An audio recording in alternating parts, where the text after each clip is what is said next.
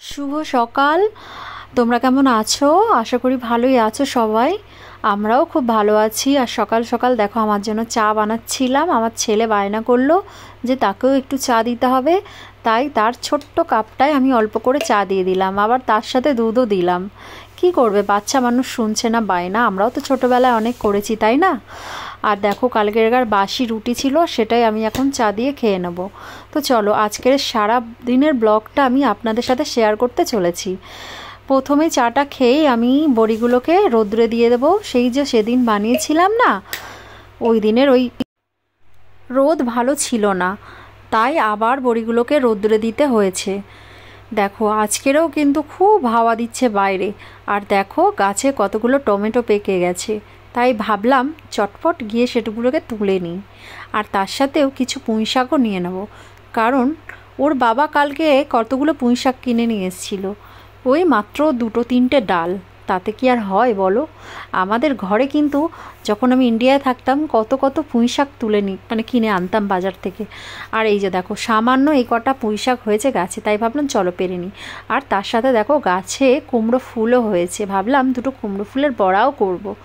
তাই দেখো চটপট করে এই কুমড়ো ফুলগুলোকে এবার আমি পেরে নেবো এক এক করে। কুমড়ো ফুলের বড়া খেতে আমার কিন্তু খুব ভালো লাগে। আর কুমড়ো ফুলের মধ্যে যে ঘ্রাণটা বার হয় না, সেটা কিন্তু আমার খুব পছন্দের ঘ্রাণ। আগে যখন আমার মা বাজার থেকে এগুলো কিনে আনতো, কিনে না মানে আমাদের বাড়িতেই হতো, তখন ওই একটা ফুলের যে স্মেলটা আমার এত ভালো লাগতো, এখনও সেই সব দিনের কথা না খুব মনে পড়ে। আর এই দেখো এই টমেটোগুলো যদি না পেরে নিই, তাহলে কিন্তু সব পাখিতে ঠুকরে ঠুকরে খেয়ে নিচ্ছে। তাই ভাবলাম আধা কাঁচা সব যা আছে পেরে নিই। এরপরে দেখো চলো আমার গাছ থেকে কয়েকটা পুঁই শাক তুলে নিই।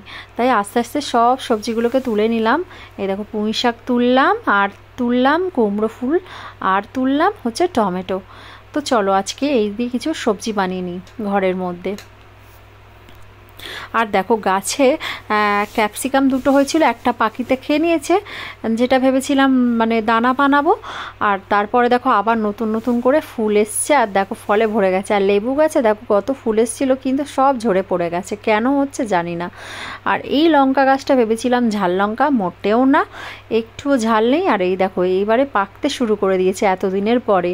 কিন্তু কি করব এই লঙ্কাগুলোকে দিয়ে আমি ভেবেই পাচ্ছি না, না ঝাল না কিছু, সেই যেন মনে হচ্ছে ঘাস খাচ্ছি এরকম টাইপের লঙ্কা এখানে।